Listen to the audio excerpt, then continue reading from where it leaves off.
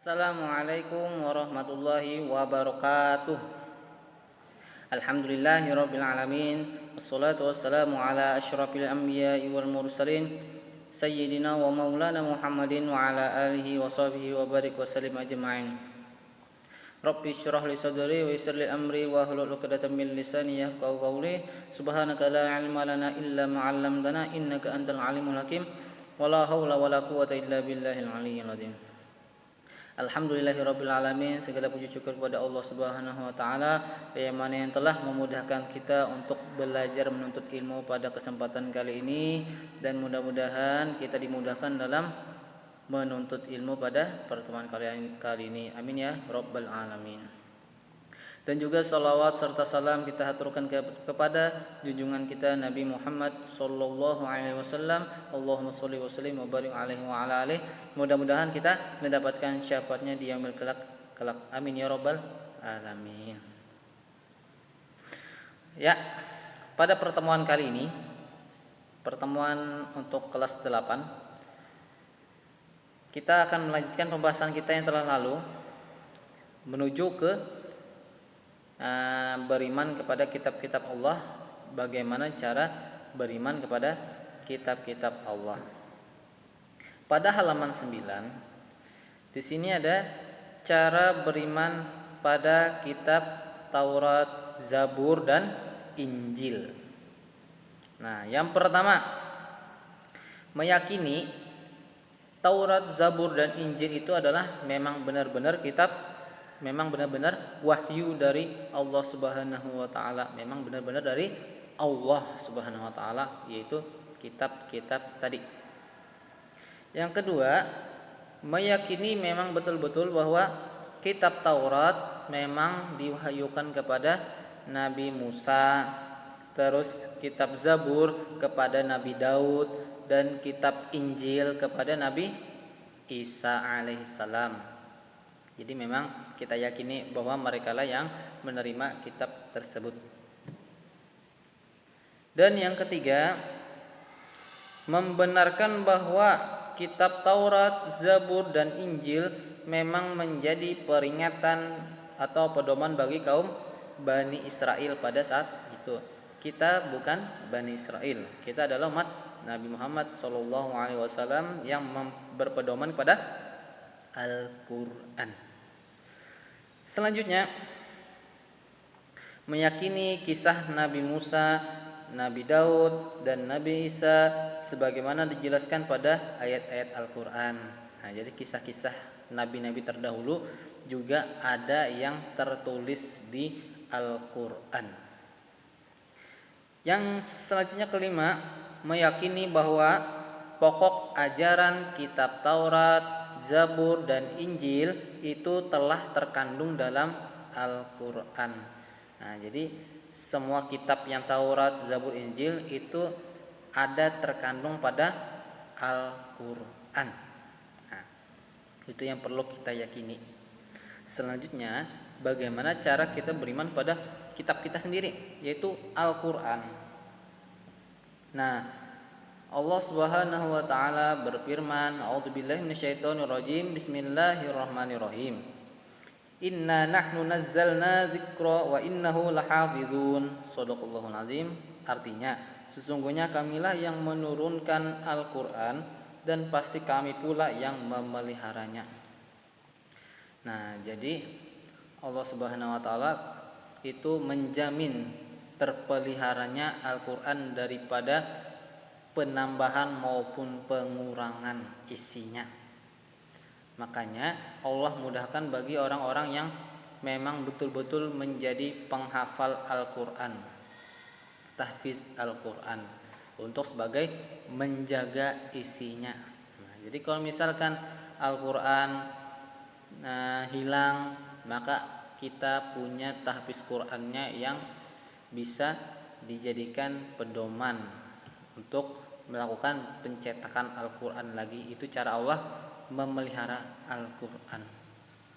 Nah, jika misalkan nanti Allah mengangkat Al-Quran, diangkat tulisannya, terus para penghafalnya diwafatkan Allah Subhanahu wa taala, maka itu tandanya adalah mau datang hari kiamat. Nah, terus cara meyakini Al-Quran, yang pertama, meyakini Al-Quran bahwa memang benar-benar diwahyukan kepada Nabi kita Muhammad Sallallahu Alaihi Wasallam. Jadi memang diwahyukan kepada beliau. Dan meyakini bahwa Al-Quran merupakan kitab terakhir dari Allah Subhanahu wa Ta'ala. Jadi setelah Al-Quran itu tidak ada kitab-kitab dari Allah lagi. Cukup Al-Quran yang paling terakhir. Jadi misalkan ada kitab wahyu dari Allah lagi selain setelah Al-Quran, itu dipastikan bukan. Nah, karena yang terakhir adalah Al-Quran. Yang selanjutnya nomor 3, menjadikan Al-Quran sebagai pedoman hidup di dunia dan akhirat. Nah, jadi kita hidup di dunia ini perlu peta. Petanya di mana? Petanya lewat Al-Quran. Misalkan kita perlu ketenangan hati, maka cari ayat-ayat tentang bagaimana cara menenangkan hati dengan cara zikrullah. Terus bagaimana misalkan kita pengen rezeki yang banyak, cari di ayat-ayat Al-Quran. Bahwa jadikan Al-Quran itu sebagai peta kehidupan kita, rute kita. Kalau bertentangan dengan Al-Quran, jangan dipakai. Selanjutnya, menjadikan Al-Quran sebagai sumber hukum pertama dan utama. Nah, para ahli-ahli hukum itu menggunakan hukum itu ada, yang pertama adalah Al-Quran, yang kedua adalah hadis Rasulullah, atau ada juga yang ketiga menggunakan qiyas dan ijma ulama. Nah, jadi Al-Quran itu adalah sumber pertama. Jadi kalau bertentangan dengan Al-Quran, maka dipastikan itu adalah salah. Itu yang perlu kita yakini. Kalau kita mengira Al-Quran itu salah, berarti kita mengira bahwa Allah itu sudah salah, maka rusak iman kita. Maka wajib kita meyakini Al-Quran itu adalah benar tanpa ada keraguan dan kesalahan sedikit pun. Itu cara kita mengimaninya, karena Allah gak pernah salah. Allah tidak ada kesalahan sedikit pun. Nah, jadi pedoman sumber hukum pertama itu adalah Al-Quran. Walaupun ada bahasa ahli hukum dari barat, dari manapun mengatakan teori ini itu, tapi kalau bertentangan dengan Al-Quran, maka pakai Al-Quran dulu, jangan pakai yang lain.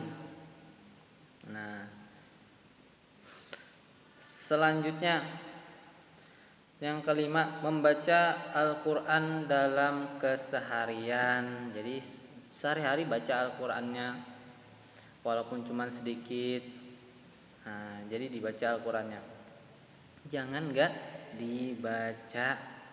Ngapain punya di rumah ada Al-Quran tapi gak dibaca, sumbangin saja buat orang yang pengen baca. Nah, kalau kita punya di rumah ya dibaca. Nah, syukur-syukur udah dihafal, jadi tinggal murojaah saja.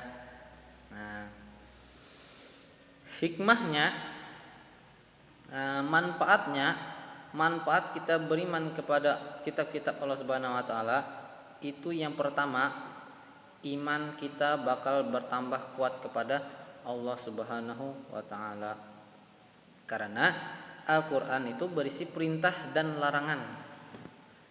Nah, berisi perintah dan larangan. Jadi kita cuman ikuti Al-Quran dan hadis Rasulullah dan ulama-ulama yang berpegang teguh kepada Al-Quran dan hadis. Kalau bertentangan jangan dipakai. Nah, selanjutnya, sebagai petunjuk dan pedoman bagi umat manusia, pedoman kita Al-Quran. Yang ketiga, meningkatkan perilaku toleransi. Kenapa? Karena umat-umat yang lain, agama-agama lain, misalkan agama Kristen, itu mereka kan pakai kitab Injil. Yaudah, mereka pakai Injil, kita Islam pakai Al-Quran. Jangan mencela mereka, oh ini salah, oh, jangan, nggak usah. Karena agar hubungan kita dengan agama lain itu tetap baik dan akur selama tidak menindas satu sama lain, kita hargai tapi kita tetap wajib meyakini Al-Quran itu memang sebenar-benarnya kitab untuk kita umat Nabi Muhammad SAW, itu memang wajib. Tapi kita nggak perlu mengata-ngatain kitab orang lain jelek, salah dan sebagainya, itu nggak usah. Nah, kasihan orang mau lewat bawa Alkitab, kamu kenapa itu salah, jangan, nggak usah, biarin orang bawa Alkitab, bawa Injil, ya udah biarin aja, gak usah dicela.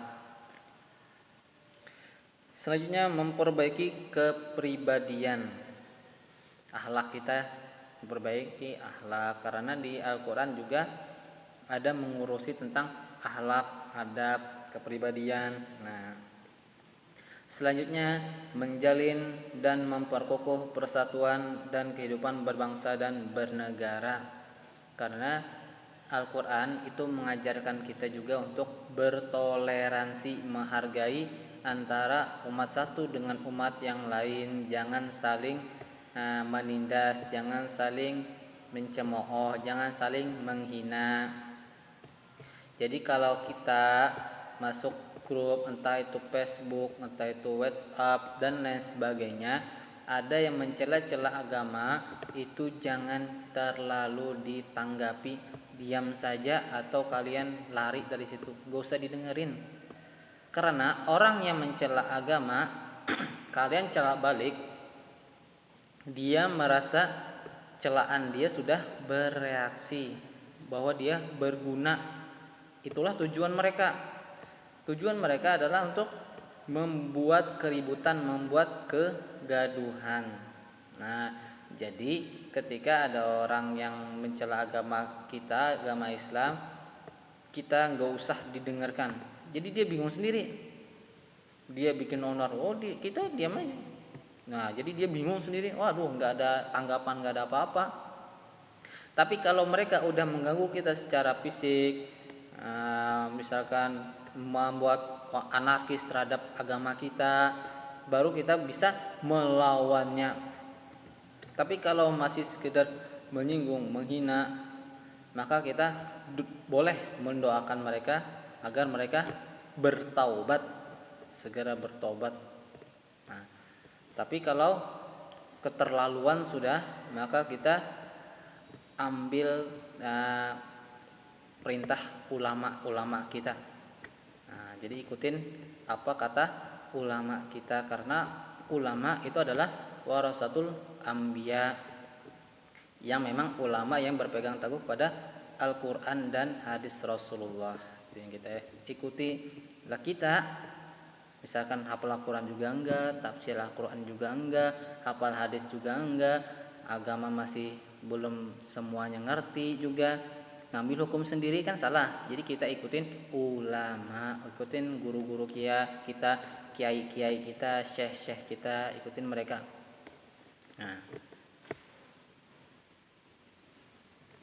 jadi itu saja yang dapat saya sampaikan pada pertemuan kali ini, yang mana intinya itu adalah kita tetap menjaga toleransi antar umat beragama.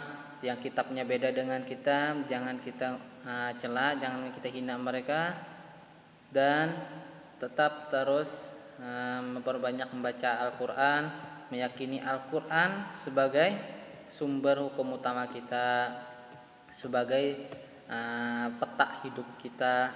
Itu kalau beda dengan Al-Quran berarti salah. Kalau tertulis di Al-Quran berarti benar. Kalau berbeda dengan Al-Quran itu artinya salah. Itu aja udah, ngerti kan? Ya, mudah-mudahan Allah pahamkan kalian, pahamkan kita semua, dan bisa kita mengamalkannya dalam kehidupan sehari-hari. Nah, mari kita berdoa bersama-sama ya, dan diaminkan. Amin ya rabbal alamin. Bismillahirrahmanirrahim. Alhamdulillahi rabbil alamin. Hamdan na'imin, hamdan kasirin, hamdan yuafi ni'amahu wa yukafi mazidah. Ya rabbana lakal hamdu kama yanbaghi li jalali wajhikal karim wa li 'azimi sultanik. Alhamdulillahi hamdan katsiran thayyiban mubarakan fihi. Shalatu wassalamu ala asyrafil anbiya'i wal mursalin sayyidina wa maulana Muhammadin wa ala alihi wa sahbihi wa barik wa sallim ajma'in. Rabbana zidna ilman warzuqna fahman birahmatika ya arhamar rahimin. Rabbana zidna ilman warzuqna fahman birahmatika ya arhamar rahimin. Rabbana zidna ilman warzuqna fahman birahmatika ya arhamar rahimin. Rabbana zalamna anfusana wa in lam taghfir lana wa tarhamna lanakunanna minal khasirin. Rabbana atina fid dunya hasanah wa fil akhirati hasanah wa qina adzabannar. Wa sallallahu ala sayyidina Muhammadin wa ala alihi wa sahbihi wasallam. Subhana rabbika rabbil izzati amma yasifun wa salamun ala al mursalin walhamdulillahi rabbil alamin. Oh ya, sedikit terakhir. Mungkin untuk selanjutnya video pembelajaran kita mungkin nggak sampai setengah jam lagi. Untuk mengingat mungkin kasihan juga kuota kalian. Bagi yang pakai kuota kasihan. Jadi waktunya mungkin paling ya nggak sampai setengah jam lagi. Itu saja. Kita baca istighfar 3 kali. Astagfirullahaladzim, astagfirullahaladzim, astagfirullahaladzim. Baca doa keperat majelis. Subhanallah wa bihamdih, subhanakallahumma wa bihamdika, asyhadu an la ilaha illa anta, astaghfiruka wa atubu ilaik. Baca hamdalah, alhamdulillahirabbil alamin. Assalamualaikum warahmatullahi wabarakatuh.